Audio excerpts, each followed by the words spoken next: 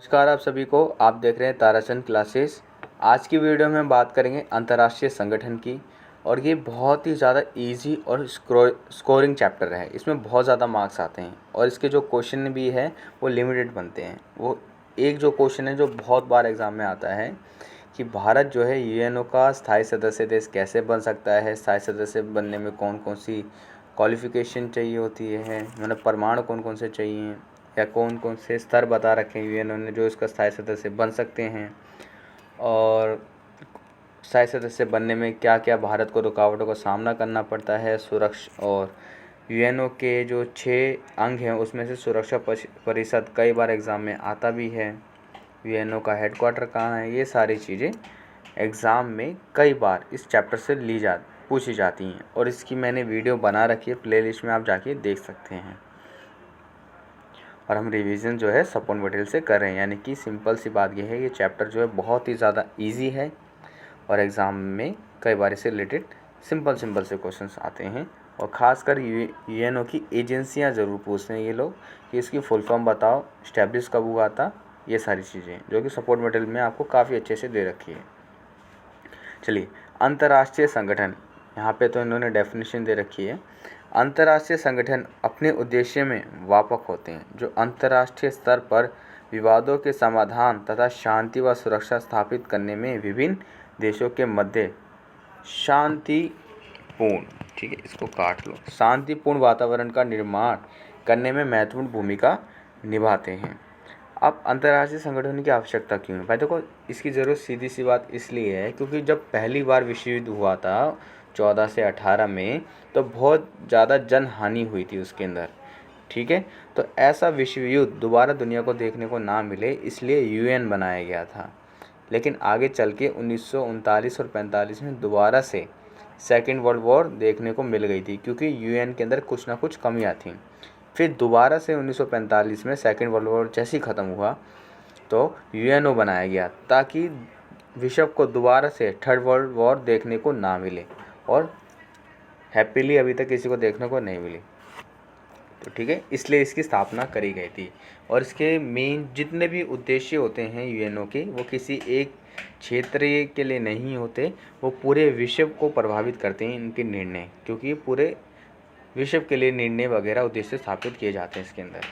चलिए, अंतर्राष्ट्रीय संगठनों की आवश्यकता, सीधी सी बात वही है कि अंतर्राष्ट्रीय विवादों का शांतिपूर्ण समाधान किया जा सके, युद्धों को रोका जा सके, विश्व के आर्थिक विकास में सहायक, प्राकृतिक आपदा महामारी से निपटने के लिए, अंतर्राष्ट्रीय सहयोग को बढ़ावा देने के लिए, और वैश्विक ताप वृद्धि से निपटने के लिए।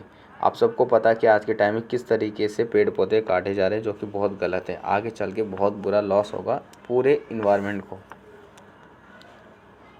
चलिए, इसमें और बातें लिखी हैं कि प्रथम विश्व युद्ध के बाद युद्ध रोकने के लिए बनी संस्था यानी राष्ट्र संघ लीग ऑफ नेशन के असफल होने के कारण 1939 से 45 तक चले सेकेंड वर्ल्ड वॉर के बाद अंतर्राष्ट्रीय शांति व सुरक्षा स्थापित करने के लिए पुनः एक अंतर्राष्ट्रीय संगठन की आवश्यकता महसूस हुई, ठीक है। अंत 24 अक्टूबर 1945 को संयुक्त राष्ट्र संघ यूएनओ की स्थापना की गई, ठीक है। स्थापना के समय संयुक्त राष्ट्र संघ में 51 सदस्य शामिल थे, ठीक है, और भारत भी इसके संस्थापक सदस्यों में से शामिल था। और भारत जब शामिल हुआ था, वो जो डेट थी वो थी 30 अक्टूबर 1945 को भारत यूएनओ में शामिल हो गया था, जब 51 देश के अंदर, ठीक है, याद रखना।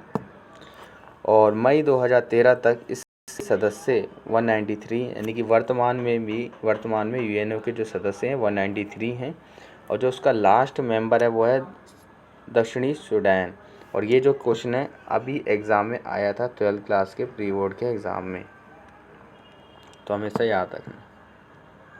और ये संयुक्त राष्ट्र संघ के ये अंग हैं: महासभा, सचिवालय, सुरक्षा परिषद, आर्थिक एवं सामाजिक परिषद, अंतर्राष्ट्रीय न्यायालय, न्याय संहिता परिषद। इसका कार्य समाप्त कर दिया गया था। इन सब के ऊपर एक कंफर्म पर्टिकुलर वीडियोस बना रखी हैं, प्लेलिस्ट में आप जाके वीडियोस देख सकते हैं। इनमें से एक ना एक टॉपिक एग्ज़ाम में ज़रूर आता है। सॉरी फॉर नॉइजिंग, आज बैकग्राउंड शोर के लिए जो भी हो रहा है ये वीडियो में, ठीक है, क्योंकि आज अगल बगल में काम चल रहा है इसलिए। चलिए, एग्ज़ाम में संयुक्त राष्ट्र संघ के ये जो अंग है, 6 अंग दे रखे हैं, एग्ज़ाम में इनसे रिलेटेड कोई ना कोई एक क्वेश्चन कन्फर्म आता है। ज़्यादातर क्वेश्चन जो है सुरक्षा परिषद से पूछा जाता है। ठीक है, तो आप जो है सभी के बारे में पढ़ाई ज़रूर करें, वीडियो बना रखी है, आप उसको ज़रूर देखना। ओके, और कुछ भी एग्ज़ाम में आ सकता है। पहली बात तो मतलब कि 6 के 6 पूछ सकते हैं या 6 में से किसी एक को पूछ सकते हैं, इसलिए। और ये सबके बता रखे हैं। सुरक्षा परिषद के 5 स्थायी सदस्य और 10 अस्थायी। भारत भी इस साल यूएनओ का अस्थायी सदस्य बना है। इन सब के मुख्यालय दे रखे हैं, कहाँ पे ये लोग स्थापित हुए हैं, महासभा में कितने हैं। ठीक है, ये सारी चीज़ें, ये कुछ अलग नहीं है। ट्रस्टीशिप काउंसिल, इसी को न्यायशीता परिषद बोलते हैं। ठीक है, न्यायशीता परिषद को ही ट्रस्टीशिप काउंसिल बोलते हैं, कुछ अलग नहीं है। आपको जो इम्पोर्टेंट है इनके मुख्यालय याद रखने। ज़्यादातर अंतर्राष्ट्रीय न्यायालय का पूछते हैं क्योंकि ये हैग में अलग, नीदरलैंड। ओके, बस चलिए, अब आता है संयुक्त राष्ट्र संघ के अंग। इसका सबसे शक्तिशाली अंग जो है सुरक्षा परिषद है। इससे कुल 15 सदस्य हैं। इसमें 5 स्थायी सदस्य हैं, अमेरिका, रूस, ब्रिटेन, फ्रांस और चीन। आप इन 5 देशों को याद करने के लिए फैब्रिक से याद कर सकते हैं। फैब्रिक वर्ड से याद कर सकते हैं, जिसमें आई की भूमिका नहीं है, आने वाले समय में हो जाएगी, यानी कि इंडिया की। आप यहाँ से फ्रांस अपना उठा सकते हैं, अमेरिका उठा सकते हैं, ब्रिटेन उठा सकते हैं, रूस उठा सकते हैं और चाइना। और आने वाले समय में इंडिया भी शामिल होगा, वर्तमान अभी तो नहीं है, लेकिन आप याद करने के लिए ऐसे कर सकते हैं। ठीक है, फैब्रिक से ये 5 वर्ड आपको याद हो जाएंगे, अमेरिका, रूस, ब्रिटेन, फ्रांस और चीन। चलिए, 10 अस्थायी सदस्य जो 2 वर्ष की अवधि के लिए चुने जाते हैं। स्थायी सदस्यों को यानी वीटो पावर का अधिकार दिया जाता है, लेकिन जो अस्थायी सदस्य होते हैं उनको वीटो पावर का अधिकार नहीं दिया जाता। शीत युद्ध के बाद से ही संयुक्त राष्ट्र में इसके ढांचे एवं कार्य करने की प्रक्रिया दोनों में सुधार की मांग जोर पकड़ने लगी। सुरक्षा परिषद में स्थायी व अस्थायी सदस्यों की संख्या बढ़ाने पर बल दिया गया। इसके अतिरिक्त गरीबी, भूखमरी, बीमारी, आतंकवाद, पर्यावरण मसले, मानवाधिकार आदि मुद्दों पर संयुक्त राष्ट्र संघ की भूमिका को और अधिक सक्रिय बनाने पर बल दिया गया। महासचिव, ठीक है, महासचिव संयुक्त राष्ट्र संघ का प्रतिनिधि होता है। वर्तमान महासचिव जो है एंटोनियो गुटेरेस, जो कि पुर्तगाल के। एग्ज़ाम में इन्हीं का नाम सबसे ज़्यादा आता है। एक पहले कौन से थे और लास्ट कौन से हैं। ओके, चलिए अगला है, भारत संयुक्त राष्ट्र संघ के कार्यक्रमों में अपना योगदान लगातार देता रहा है, चाहे वह शांति सुरक्षा का विषय हो, निशस्त्रीकरण हो, जहाँ पे हानिकारक हथियारों को मनाही होती है, दक्षिण कोरिया संकट हो, स्वेज नहर का मामला हो या इराक का कुवैत पर आक्रमण हो। इसके अतिरिक्त मानवाधिकारों की रक्षा, उपनिवेशवाद व रंग भेद का विरोध तथा शैक्षिक, आर्थिक तथा सांस्कृतिक गतिविधियों में भी भारत की भूमिका बनी रहती है। संयुक्त राष्ट्र संघ की सुरक्षा परिषद की स्थायी सदस्यता के लिए भारत के पक्ष, ये बहुत ज़्यादा इम्पोर्टेंट है, क्वेश्चन कई बार आता है। आबादी के दृष्टिकोण से बड़ा राष्ट्र है, स्थिर लोकतंत्र व मानवाधिकार के प्रति निष्ठा, उभरती हुई आर्थिक ताकत, संयुक्त राष्ट्र संघ के बजट में लगातार योगदान, शांति बहाली में भारत का योगदान। लेकिन कम वक्त ये जो दो लोग हैं ना, कि चाइना और एक ये पाकिस्तान, ये बंदे बहुत ज़्यादा रुकावट क्रिएट करते हैं। एक स्थायी सदस्य के रूप में आ जाता है, ये अस्थायी, यानी कि एक इंटरनली इफेक्ट करता है, एक आउटसाइड यूएनओ के अंदर। ठीक है, यानी कि भारत जो है स्थायी सदस्य इसलिए नहीं बन पाता क्योंकि इन लोगों के कारण ये लोग बेफालतू के लफड़े करते रहते हैं, इसलिए। ओके, चलिए, अब ये हमारे संयुक्त राष्ट्र संघ की प्रमुख एजेंसियां हैं जो कि हमारे एग्ज़ाम में कई बार पूछी जाती है। या तो इनकी फुल फॉर्म पूछ लेंगे या ये कब स्थापित हुए थे, ये सारी चीज़ें एग्ज़ाम में बहुत बार पूछा जाता है। कि विश्व स्वास्थ्य संगठन, वर्ल्ड हेल्थ ऑर्गेनाइजेशन 1944, यूनेस्को जो आया था हमारा 6 नवंबर 1945 को आया था। यूनिसेफ जो था हमारा 11 दिसंबर 1946। यूएनडीपी 22 नवंबर 1965। और दूसरा कौन सा हमारा, ये UNHRC यानी ह्यूमन राइट काउंसिल 15 मार्च 2006। UNHCR जो कि हमारा 14 दिसंबर 1950 को आया था। UNCTAD ये वाला आपको चैप्टर 1 में भी मिला होगा, जो कि 1972 में था। संयुक्त राष्ट्र व्यापार एवं विकास सम्मेलन, इसके बारे में फर्स्ट चैप्टर में भी दे रखा है। और ये जो क्वेश्चन है 6 नंबर का आता है, नई आर्थिक नीति में पढ़ लेना। जो नियो नाम से टॉपिक हो, NI इंटरनेशनल, एक बार पढ़ लेना इस टॉपिक को, कई बार फर्स्ट चैप्टर में है, एग्जाम में कई बार क्वेश्चन आता है। संयुक्त राष्ट्र संघ के उद्देश्य एवं सिद्धांत, नॉर्मल से वही आवश्यकता व सिद्धांत एक जैसे ही हैं।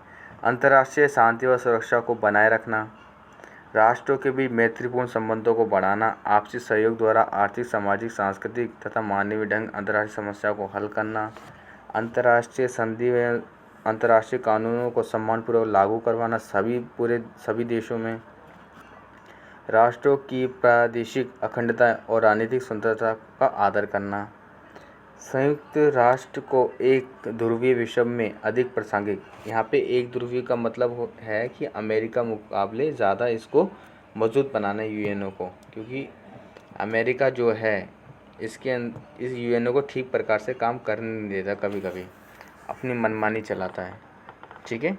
इसलिए तो ये क्वेश्चन भी एग्ज़ाम में आता है कि एक ध्रुवीय विश्व में अधिक प्रासंगिक बनाने के लिए क्या करें, यानी कि अमेरिकी वर्चस्व को किस प्रकार यूएनओ के अंदर कम किया जाए। पहला है शांति संस्थापक आयोग का गठन करना, मानव अधिकार परिषद की स्थापना करना, शस्त्रवादी विकास लक्ष्य को प्राप्त करने पर सहमति, एक लोकतंत्र कोष का गठन करना और आतंकवाद के सभी रूपों की मनाही करना, यानी किसी आतंकवाद के सभी रूपों का क्या करना है, अंत करना एक तरीके से। न्यायशीलता परिषद की समाप्ति जो कि हो चुकी है 1994 में। आज एक ध्रुव विश्व व्यवस्था में जब अमेरिका का वर्चस्व पूरे विश्व पर हो चुका है, तो ऐसे में संयुक्त राष्ट्र संघ भी अमेरिकी ताकत पर पूर्ण रूप से अंकुश नहीं लगा सकता, क्योंकि अमेरिका इसके बजट में योगदान सबसे ज़्यादा, पूरे वर्ल्ड में सबसे ज़्यादा पैसा देता है यूएनओ के खर्च में। इसके अतिरिक्त थोड़ी सी शांति रखते हैं। इसके अतिरिक्त इसका मुख्यालय भी अमेरिका भू क्षेत्र, यानी यूएनओ का जो हेडक्वार्टर वो भी अमेरिका में ही स्थित है। परंतु इसके बावजूद भी लेकिन इसके बावजूद संयुक्त राष्ट्र वो मंच है जहां अमेरिका से शेष विश्व के देश यानी बातचीत करके उस पर नियंत्रण रखने का प्रयास करते हैं और जिसमें कामयाब भी होते हैं। यानी अन्य जो बाकी स्थायी देश हैं, रूस है, फ्रांस है, ब्रिटेन है, चाइना है, ये सारे देश जो अमेरिका से वार्तालाप कर करके उसके वर्चस्व को बढ़ने नहीं देते। बस ये सारी चीज़ें। अब आता है अंतर्राष्ट्रीय संस्थाएं व गैर सरकारी संगठन, ठीक है, वही एजेंसी वाला ही पार्ट है। कुछ स्थायी हैं और कुछ अस्थायी हैं, कुछ एनजीओ जिन्हें हम बोल देते हैं। जैसे कि यहाँ पे लिखा है अंतर्राष्ट्रीय मुद्रा कोष IMF, इंटरनेशनल मॉनेटरी फंड, ठीक है। इसकी स्थापना 1944 में हुई थी। इसका जो काम काज है वो सारा का सारा विकसित देश के लिए करा जाता है। पैसों का लेखा जोखा सारा काम IMF जो है विकसित देशों यानी स्थायी देशों के लिए काम करता है। वर्ल्ड बैंक, ठीक है, वर्ल्ड बैंक जो कि मानवीय विकास, शिक्षा, स्वास्थ्य, कृषि और ग्रामीण विकास, पर्यावरण सुरक्षा, आधारभूत संरचना, सुशासन के लिए काम करता है और इसकी स्थापना 1944 में हुई थी। और वर्ल्ड बैंक कार्य ऐसा ही जो गरीब देश होते हैं उनको पैसा देता है। अगर वो देश पैसा नहीं दे पाते तो ऋण माफ़ भी कर देते हैं। काफ़ी अच्छा बंदा है।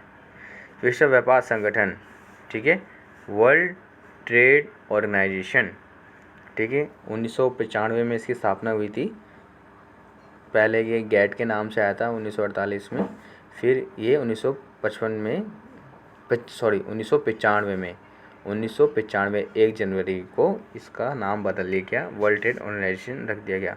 यह व्यापार से संबंधित निर्णय बनाता है। अंतर्राष्ट्रीय आणविक ऊर्जा एजेंसी, अंतर्राष्ट्रीय परमाणु ऊर्जा एजेंसी। एग्ज़ाम में कई बार ये क्वेश्चन आता है कि इसकी फुल फॉर्म बताओ। काफ़ी सारे बच्चे कंफ्यूज हो जाते हैं कहाँ से अजीब सा नाम आ गया। ठीक है, ये एग्ज़ाम में रिपीटेड क्वेश्चन है। ये इसका कहते हैं फुल नेम क्या है और इसकी स्थापना कब हुई थी। तो इसकी स्थापना हुई थी हमारी 26 जुलाई 1957।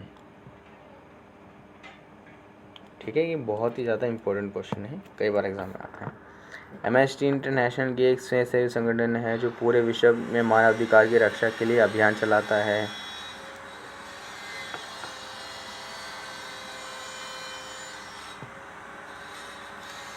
थोड़ी सी शांति रखते हैं, बैकग्राउंड नॉइस।